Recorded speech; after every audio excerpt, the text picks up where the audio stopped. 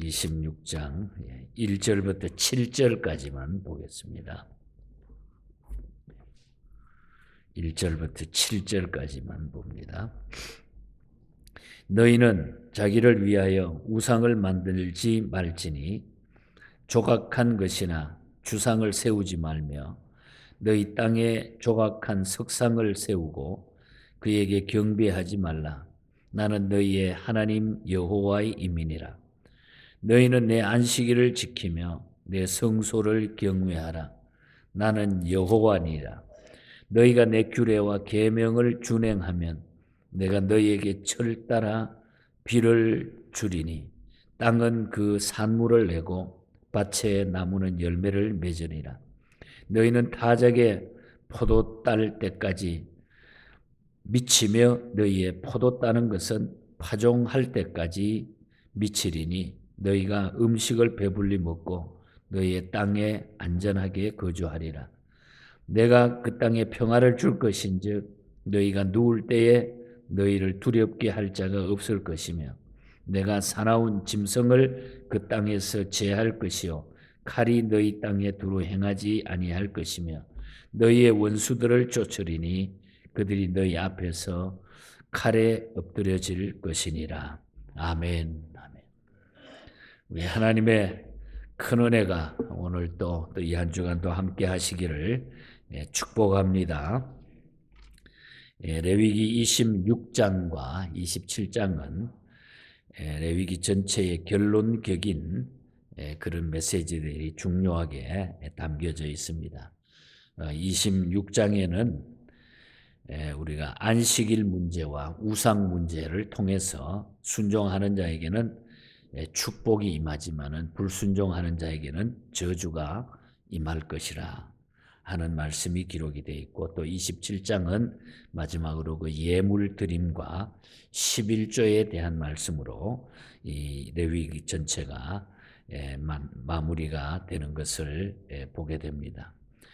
레위기는 그 애굽과 가나안 사이에서 주어진 율법의 기록책입니다. 그들은 가나안 땅에 들어가기 전에 율법으로 훈련을 받아야만 되었습니다.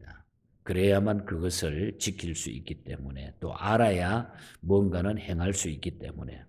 그래서 이제 가나안을 앞에 둔 이스라엘 백성을 향해서 하나님은 이 많은 율법들을 다 이야기해 주면서 율법을 지키는 자에게는 하나님의 축복을 주겠지만은 그러나 어기는 자에게는 저주가 임할 것이다.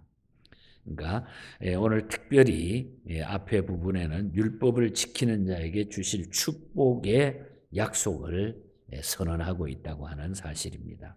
물론 우리 저주에 대한 말씀도 잠깐 보겠지만은, 그래서 오늘 아침에는 축복의 약속, 축복의 약속, 이런 타이틀로 우리가 한번 말씀을 중심을 해보겠습니다.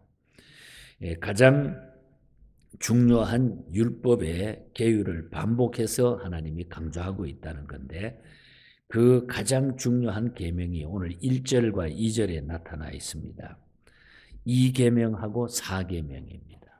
그러니까 우상을 섬기지 말라는 것하고 4계명에 안식일을 기억하여 거룩하게 지키라.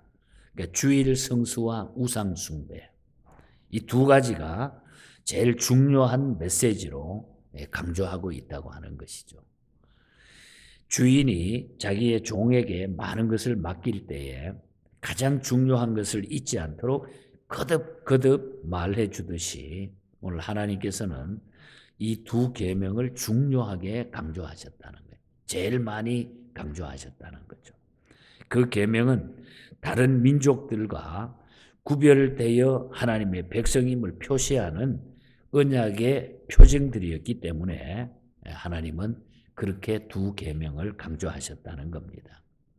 우상 숭배 금지는 신앙 보존을 위해서 소극적인 방법이고, 또 주일 성수와 성소 공경은 신앙 보존을 위하여 적극적인 방법이다.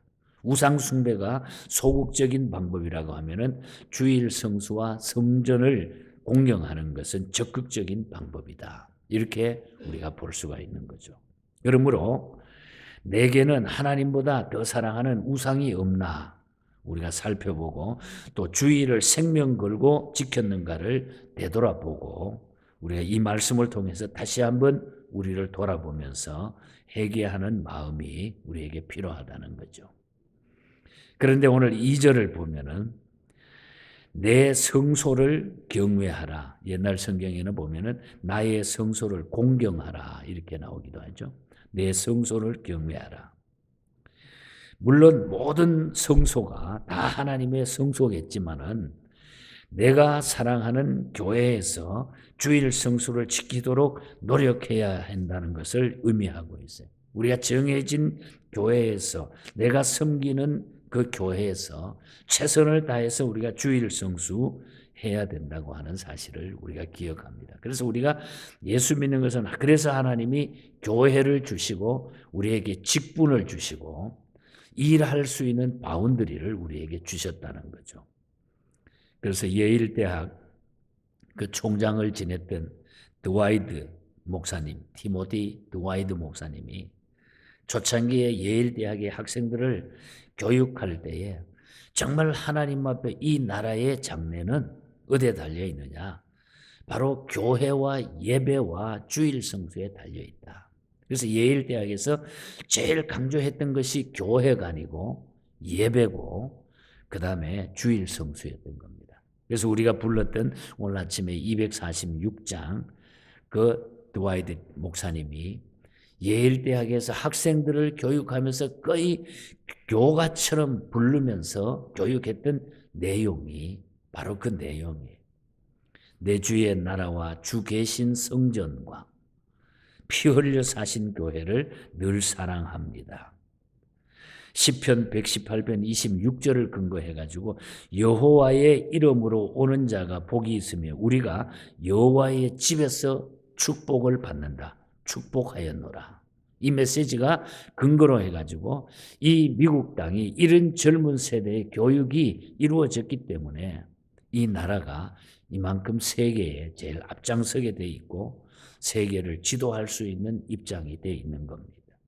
그래서 우리가 정말 하나님께서 계시는 성전, 오늘 우리에게 마련해 주신 성전, 우리에게 일할 수 있는 직분, 이것을 주일 성수를 통해서 우리가 철저하게 섬기며 나가야 된다는 거예요.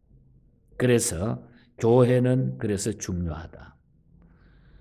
작년인가 재작년에 우리 크리스찬 신문에서 설문조사를 해서 통계를 하나 낸 걸 보니까 이민교회입니다.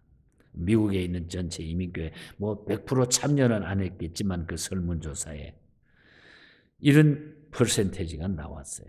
주일 교회의 주인 의식에 대해 가지고 설문조사를 했는데 교회에 나가서 봉사하느냐, 찬양대나 헌금위원이나 안내나 이렇게 교회에 뭔가는 부엌에서 뭔가는 봉사를 하느냐.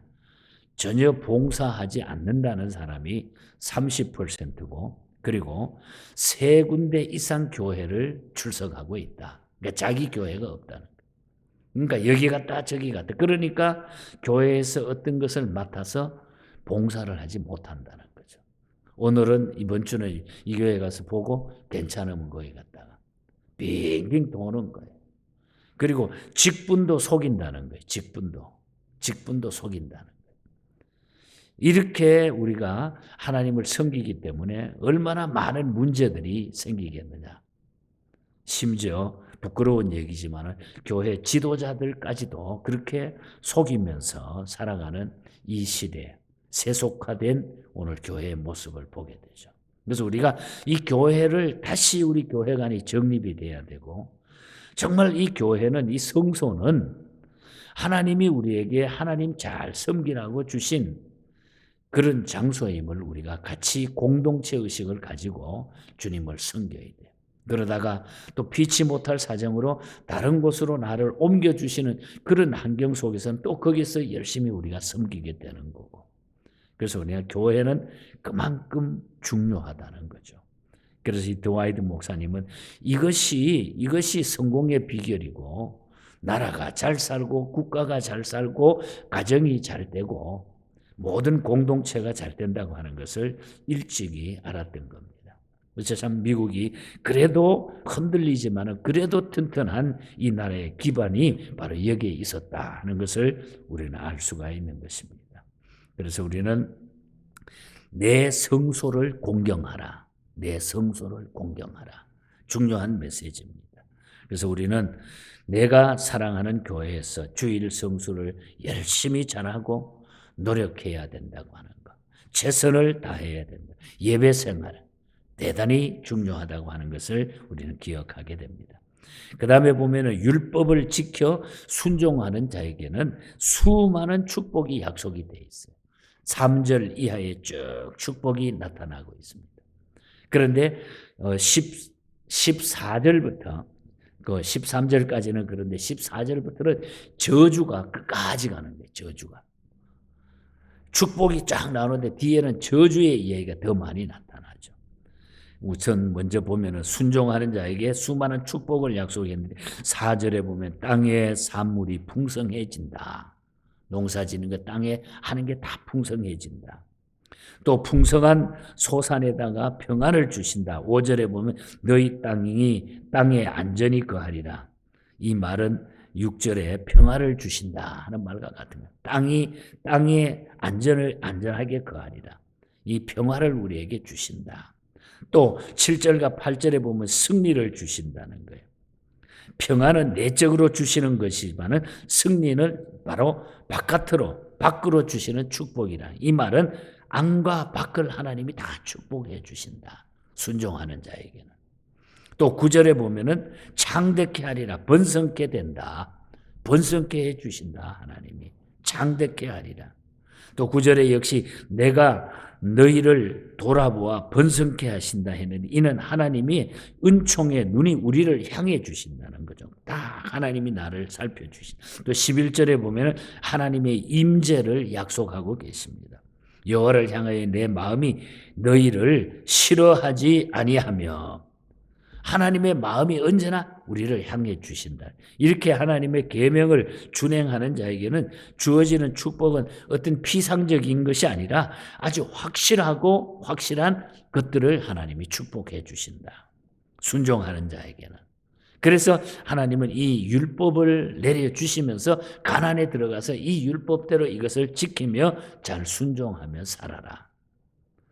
그러므로 계명이라고 하는 것은 여러분 순종함이 구원받는 조건이 아니라 하나님의 은혜로 값없이 구원받은 성도가 구별된 백성으로 순종하면 축복이 된다는 말씀을 확인시켜주는 그런 메시지라는 거예요.